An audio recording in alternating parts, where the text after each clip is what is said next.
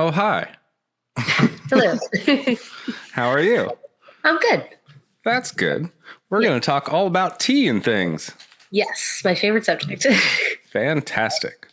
Do you have any questions for me before we start? No, I don't think so. All right, then we're just going to do this thing. Sounds good. All right.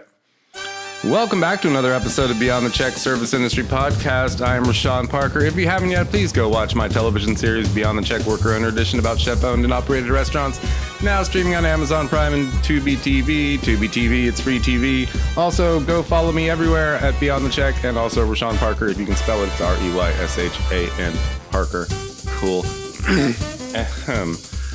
My lovely guest today is somebody who has been featured on the World of Tea News, the Daily Tea, Tea Journey, and also she hosts a fantastic blog all about tea at Tea For Me, Please. Would you please welcome Nicole Wilson? Thanks for having me. Hi, Nicole. How are you? I'm good. Fantastic. So, fun fact about me, my mother's an herbalist.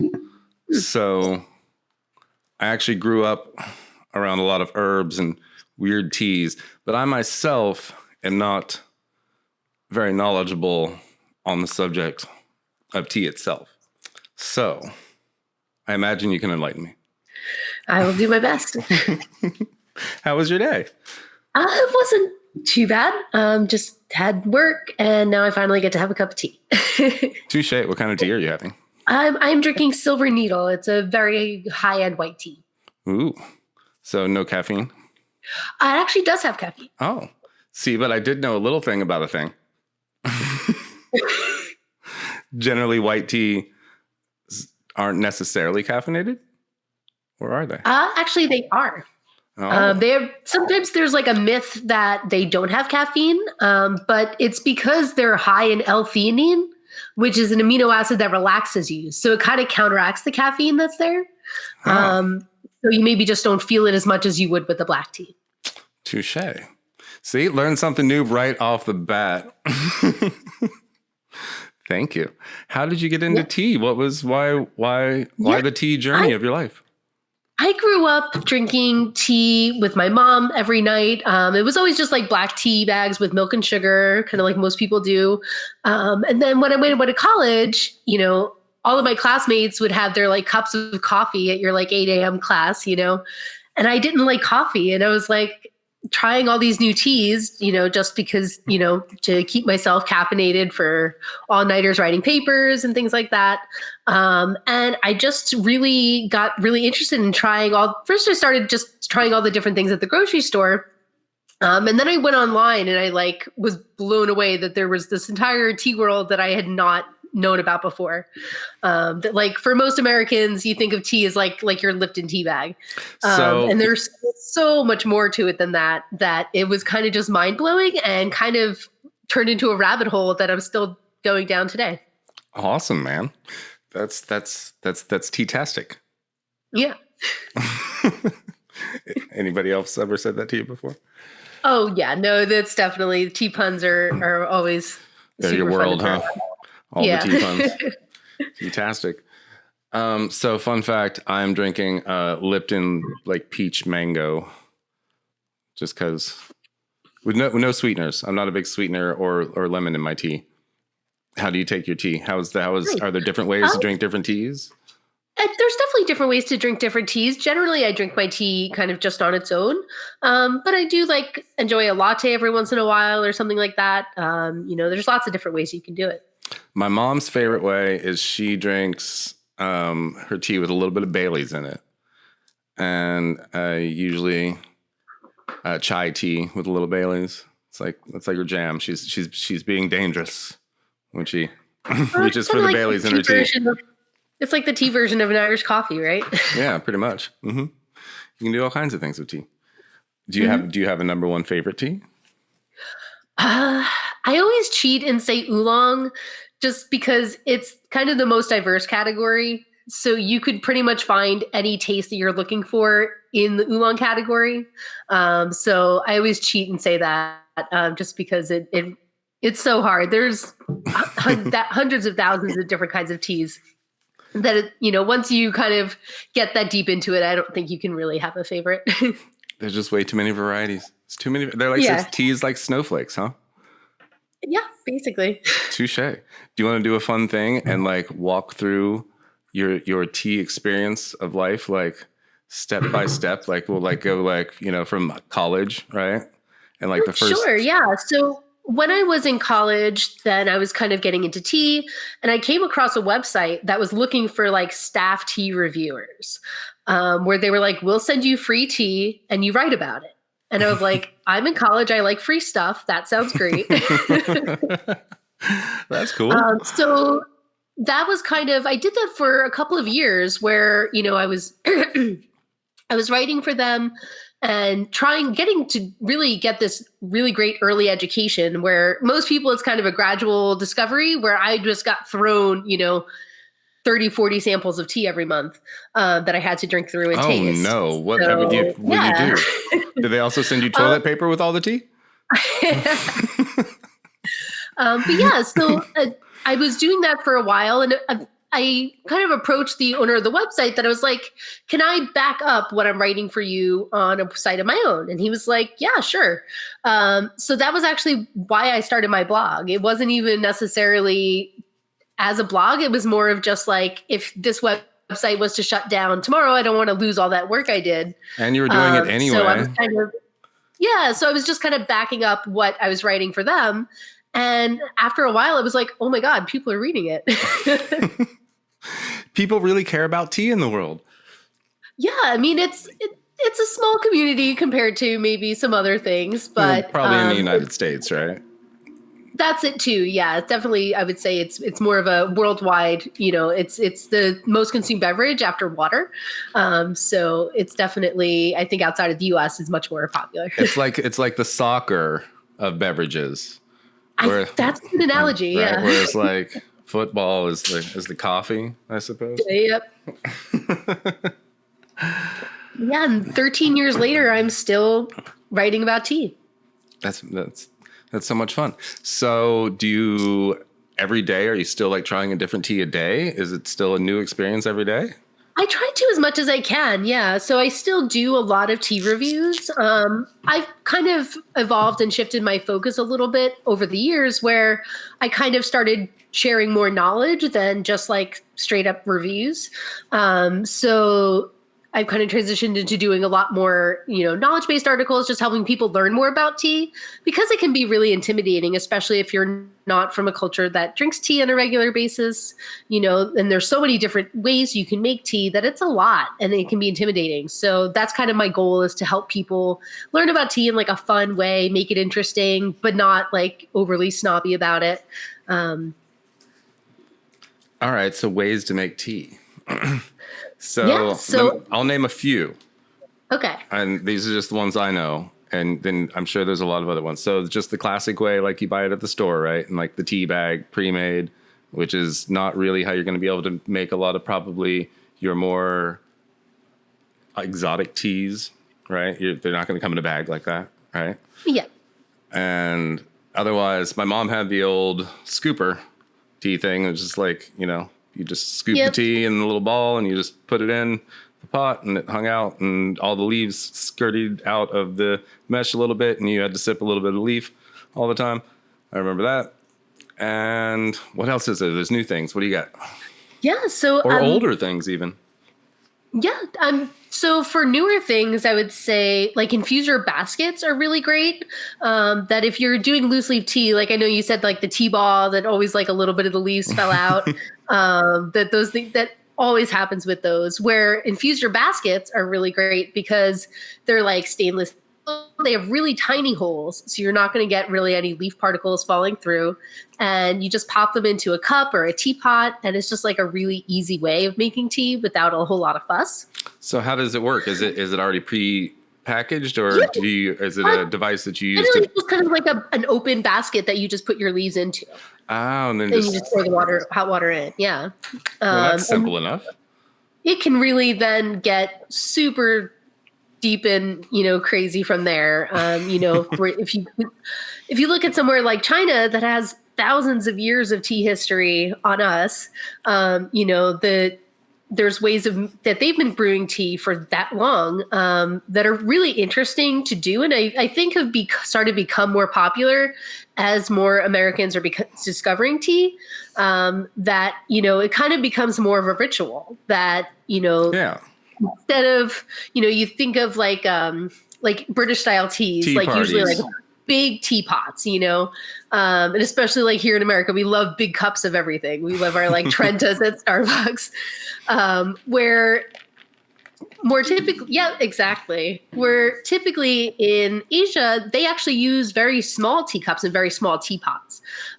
So it's a particular style of tea called gung fu, which just means like with skill. So you're purposely brewing the tea very slowly, very, very thoughtfully and mindfully, in a way that just really concentrates the flavor, where you're just focusing on the tea.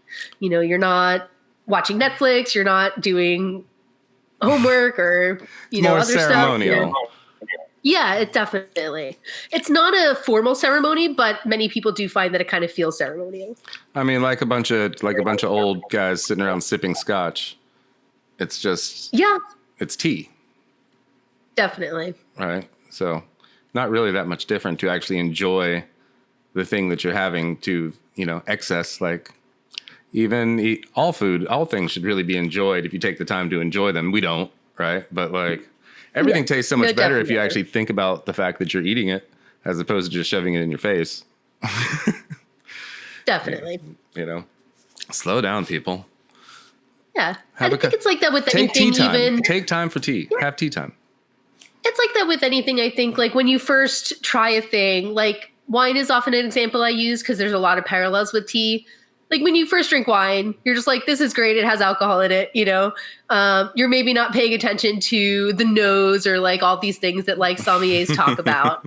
But if you really get into wine, you do start appreciating those like more subtle things. And I think it's very similar to tea that way. Your palate expands. And so it's, it doesn't just taste like a leafy substance or, Definitely. What about all the infusions, because in America, right, like right now I'm drinking this, I don't know if it has real peach and mango in it. It could just be like a flavoring on the leaves for all I know. A lot of the times tea will have kind of flavorings added to it. Fruit itself doesn't have a whole lot of flavor if you're just brewing it in hot water. So a lot of times they'll put the fruit pieces because you like to see it. That it's like you just want to see those little chunks in there if you hear that it's a peach tea. But or like usually the zest, they will kind of usually they'll add some flavorings on top just to make sure that you're getting the flavor experience that you're expecting from the visual. But outside of here, does around the world, are they flavoring the teas? Or are they enjoying each individual tea for really what the tea speaks for? I would say it depends on where you are. I would say flavored teas, from what I've heard, I mean, I haven't been there myself, but I've heard that in France, they're very popular, the more flavored teas. In England, Earl Grey is kind of like your very famous tea. Yeah. And that's flavored with bergamot oil. So that does have kind of like a citrus flavor. That's the secret of the Earl Grey, huh? I didn't know. I had no idea. Yeah. Touché. What did I write right there? Tea juice. So a thing in my house when I was a kid is that we always had the frozen juice cans. My mom didn't buy like fresh juice. It was always frozen, and they still sell that frozen, I guess. And then you just add water. But there was 4 of us kids, right? So it was 6 of us in the house, and my mom would make tea juice. So she would take like the tea and like make the juice, and it was just tea juice. It's like a super refreshing, beverage to trick us into thinking. Yeah. Mm-hmm. You ever tried tea juice? I have sometimes. There's a Japanese green tea called Matcha that's very popular, and it's a powder, so it's super easy to really mix into anything you want. And I really like matcha with fruit juice. So like in the summer, one of my favorite things is to mix it with watermelon juice. It's just like a super refreshing. That sounds interesting and delightful. Yeah. Matcha and watermelon juice. Yes. Cool. It's also really good with like coconut water or orange juice. So we're working our way through your life again. We're back to that.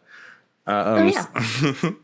So we started off in college, and you started writing the blog, and then when you started reaching out and having? I mean, obviously they mailed you a ton of different teas that you tried during that period of time. Do you still get mailed a lot of tea?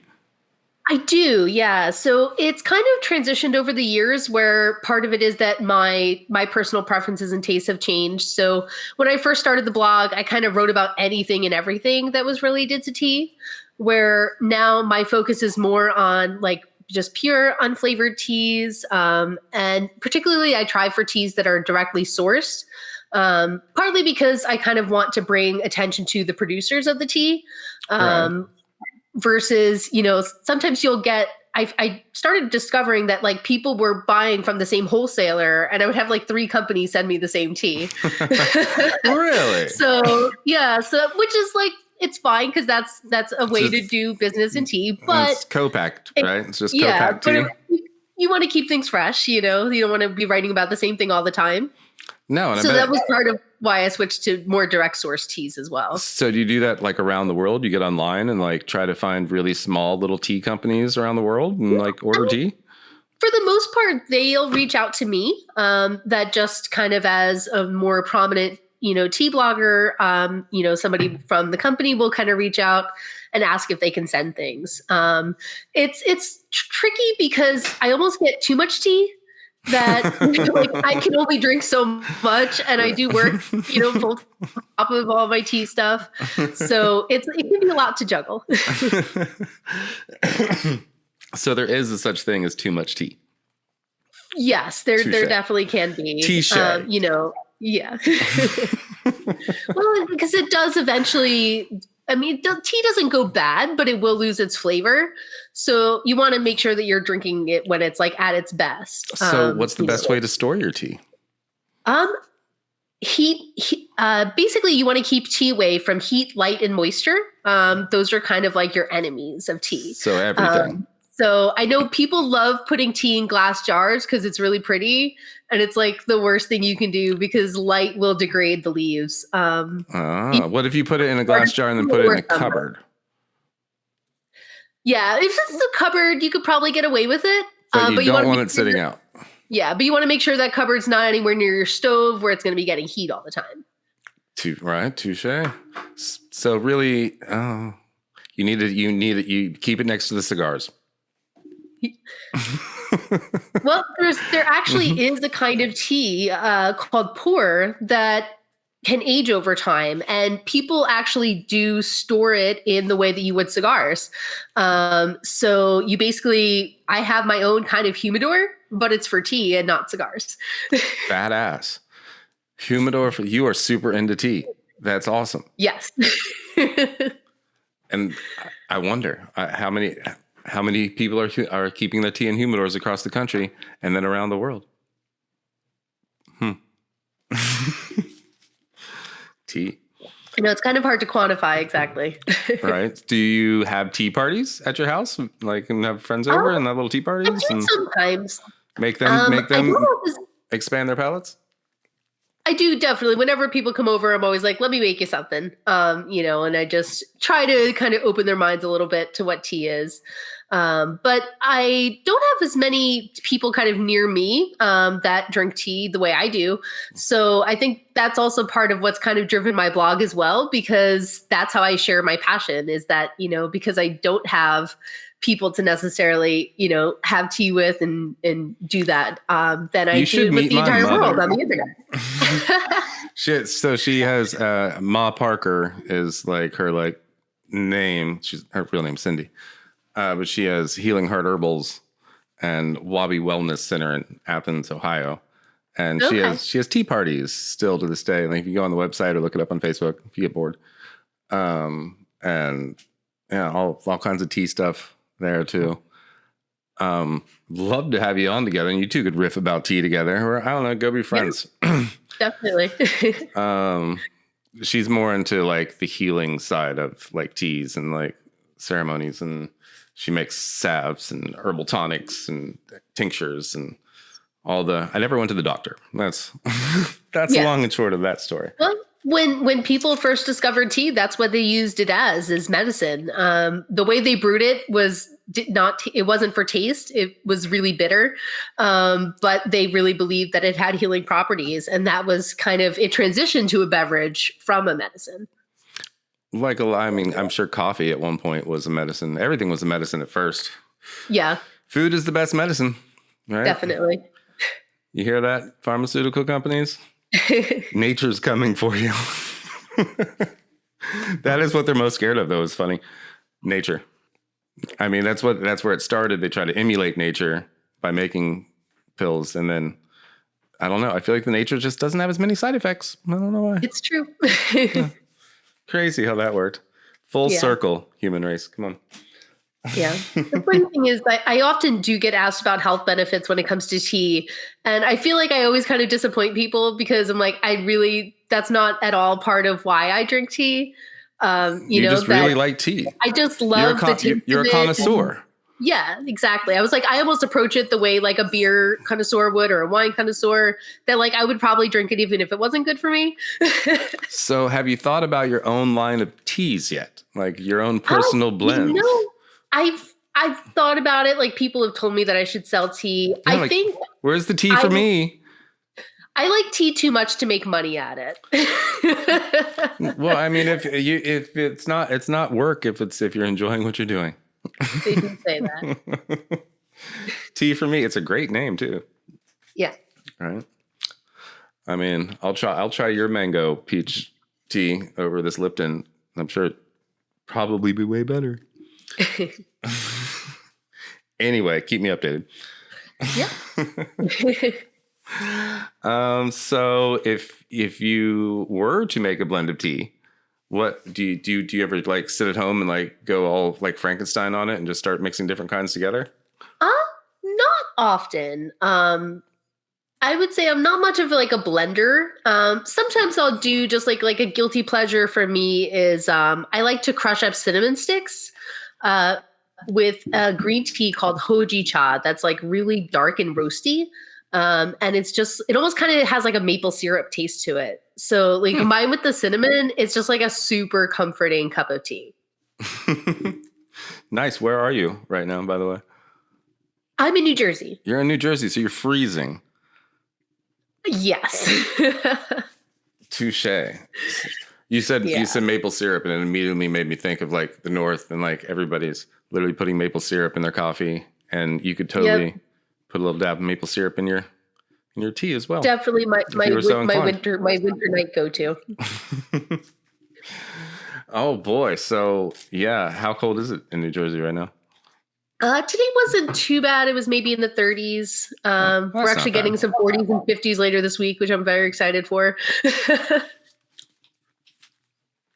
I'm in Savannah, Georgia, and so it was 77 just the other day. And now I think it's like 40 outside again, but not that bad. Not too shabby. Yeah.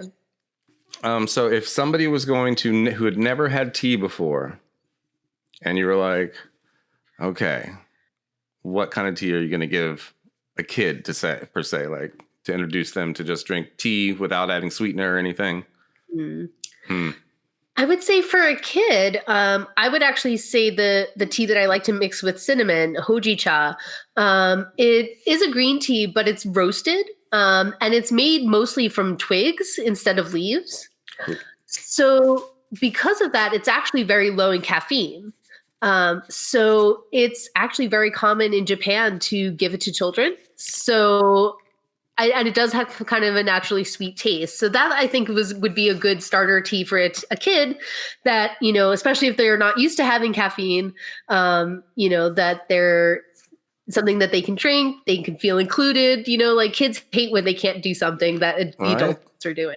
And little girls are known to have like tea parties anyway. So yeah. Well, I think people worry a little bit too much about caffeine with kids. Like I grew up drinking tea before bed every night. And I turned out okay, Yeah, I had tea. Coke has more caffeine than tea does. So. I mean, there's not actually that much caffeine in anything until you get to like Mountain Dew. Yeah, exactly. And even it doesn't have that much compared to like our Red Bull, right? And tea really. So when I try to, sometimes I'll go on these kicks where I try to like stop stuff, and like caffeine's one of those things that I'm just like, all right, because it takes like 2 weeks to really get caffeine out of your system. And I drink a lot of coffee when I drink coffee. And so you got to go like catatonic, right? For the first couple days. You're just like, nap. Oh God, I'm so tired, nap. And then, so I would try to like downgrade. So I'd switch to tea, and I'd drink black tea for like a day or two. And then I drink green tea for a day or two. And then was it even worth it? Am I crazy? No, it's the good thing about tea is that it takes longer for your body to absorb the caffeine. So you don't quite get that like rush that you get from a cup of coffee, but it's going to last longer. Where coffee, you kind of get that like rush and then a crash when it wears off. Right. Where with tea, you don't quite get that crash at the end, that like it kind of just is more of a gradual, calming than you being like crazy. It's lighting up the receptors, not electrocuting them. Exactly. Because like, I know first thing in the morning after like my third or fourth sip of coffee, like I just feel it, right. And when I drink tea, I finish the whole cup and I'm still like, Yeah. So, and that's part of why matcha's become so popular, because it's a powdered tea. It almost acts like coffee, where it kind of does, hit you a lot faster. Matcha for the matcha coffee drinker. Yep. So yeah, like like the green tea lattes that they have at Starbucks, and even at bubble tea places. It's kind of the one tea I think you see in a lot more places now. Where would you get hojicha? Oh, hojicha? Hojicha? Hojicha, yeah. How do I spell that? It's a H-O-J. H-O-J. I'll Google it too. Yeah. Where do you get it from? So it comes from Japan. So there's, definitely some really great tea sellers that you can go to. But not like the grocery store. I would say not usually. Sometimes you can get lucky at like Whole Foods, or like a kind of, if you have like a more, like a natural centric market or something like that, they might have teas. Kind of just depends. Like the grocery stores here in New Jersey definitely don't have things like that. But I think if you're in maybe California, you're more likely to get lucky. Maybe maybe even a Whole Foods. Yeah, definitely. I know when I first got into tea, because there wasn't really anywhere near me, I would take the train to New York City and go to Whole Foods just to get tea. Haha. So Whole Foods is where it's at. Amazon, you knew. It's all a ploy for the tea. Yeah. So do you ever go out for tea? Is there like... I do. Yeah, I definitely, because I do live close to New York City, there's definitely some really great tea places that I can go to there. Pre-COVID, after it's a little tough because a lot of places are tiny, so they can't quite do the whole indoor seating thing yet. Right. And it's tea. So like, I'm sure it's like with Chinatown, a lot of little like tea shops and stuff. Chinatown weirdly doesn't have very much tea. Really? Yeah, like there's like a few like traditional like herbalist shops that it's all the hippies with the tea then. The East Village, yeah, basically. Who would have thunk it? Yep. Wow, America really is into tea. Turns out. Hipsters, hippies. It's good for you. It's good for you. Definitely. So you go to the East Village to go have some tea sometimes. Yeah, definitely. It's, I've got some fellow tea bloggers that live in New York, so it's great to be able to kind of just meet up with them and talk shop and drink some tea together. Oh, that's fun. So you have like your own little tea parties just out and about. Yeah, exactly. Cool. People from New York will never come to New Jersey, so I have to go there. I mean, unless they want to fly. Yeah. I mean, Jersey's not bad. You got gambling. It's not. And you got some tea shops in Jersey? Not really. That's the one thing I don't have. No. Yeah. Bummer. Well, but just a reason to go into the city, right? And there's so many places you can buy tea online that it's kind of like, the internet brings the world to you that, it's changed so much that, like I said, like I used to have to go to Whole Foods in the city, and now I can like DM a tea farmer on Instagram and buy tea that way. Right. Yeah. Like from anywhere in the world. Yeah. Yeah. And they're expanding and experimenting, and thanks to global warming, growing tea in places that you never would have thought of growing tea before. Oh, silver linings. Silver linings. Yeah. I mean, they're growing tea in Scotland and, all kinds of places. Yeah. It's getting colder here, but it's getting warmer there. Meh. You should always remember to snuggle up with the warm cup of tea when it's cold outside. It warms the soul, and it's people have been drinking it for thousands of years longer than coffee, right? So it'll really take you back, Yeah, definitely will. What's your favorite thing about tea? I would say just kind of how it makes me feel. That it like you do get the uplift of the caffeine, obviously, but there's more to it than that. That it just I think partly like the L-theanine that I was talking about, that it does relax your central nervous system. So it kind of just balances you, I find. If I'm stressed, if I'm sad, if I'm happy, however I'm feeling, I feel like tea is kind of going to match where I'm at.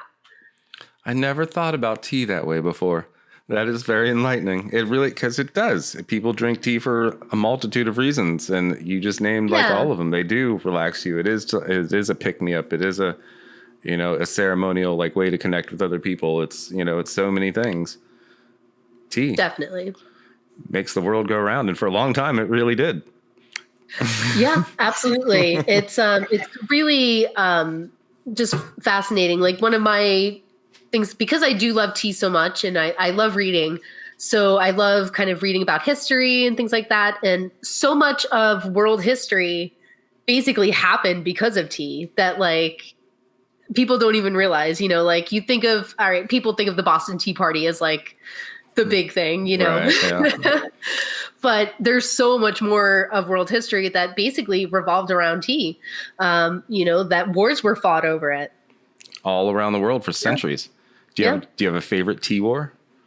I mean, it probably wasn't so great for anybody involved, but I think just the kind of happenings of the Opium War were really interesting. That the British were buying tea from China and they loved it and they became addicted to it basically. And they still are known for being tea drinking people, but teetotalers. Yeah, exactly. But they were paying for tea with silver, which they didn't want to do because they were like, this is expensive. And China at the time, like China was this amazing, culture that had everything. They invented silk. They invented, so many things that they were like, you really don't have anything we need to trade with you.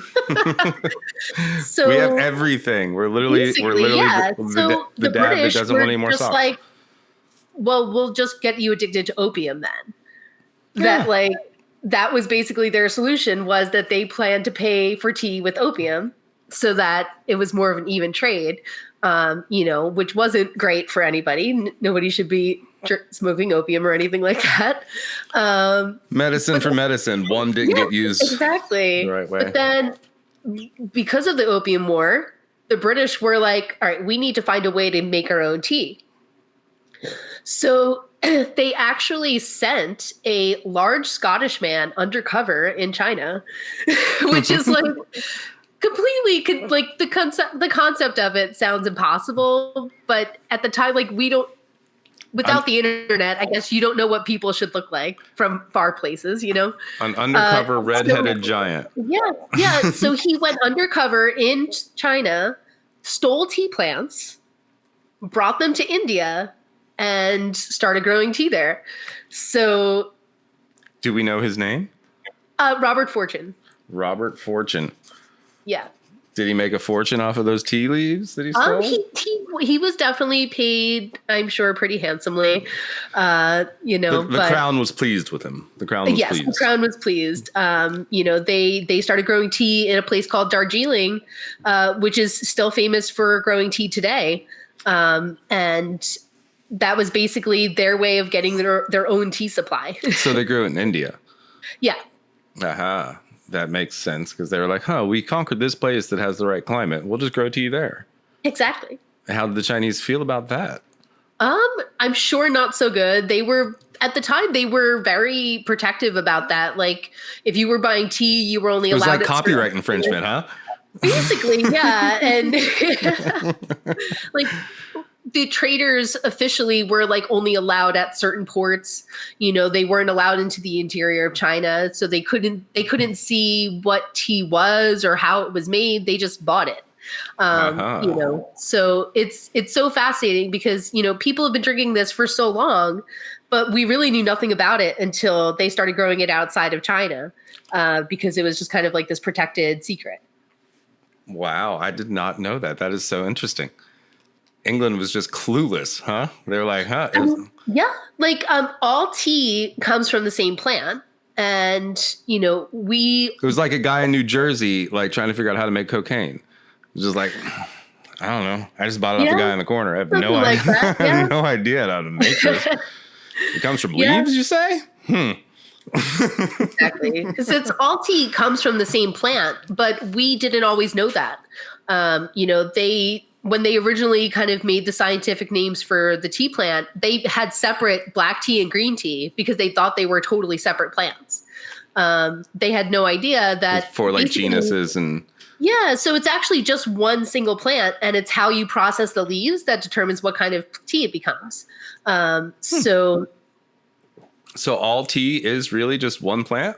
Yes. Yeah. So it's called Camellia Sinensis. And it's like I'm sure being in Savannah, you see lots of camellias everywhere. I can drink that?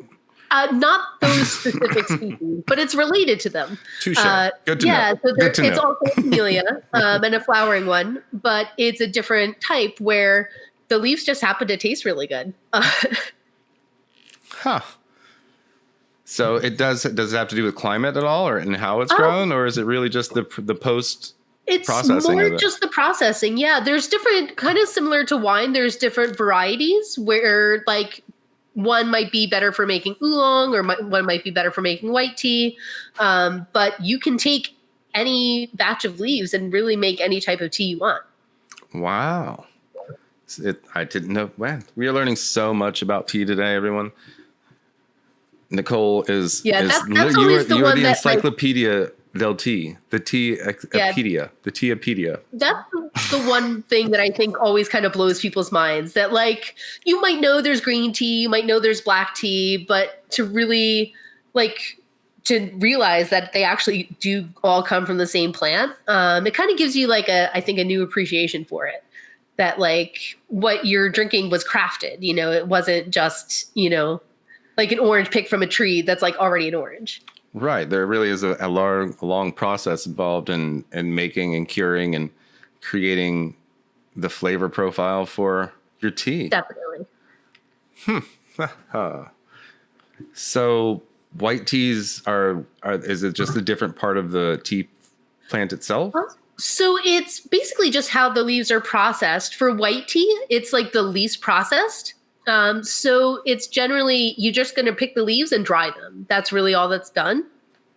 So that's why there's no flavor. I mean, it's very light, because you're not really doing a whole lot to the leaves to change them. Where, compared to a black tea, you're basically creating chemical reactions in the leaves. And that's what's changing your taste and the appearance. And the chemical composition that creates more caffeine. Mm-hmm.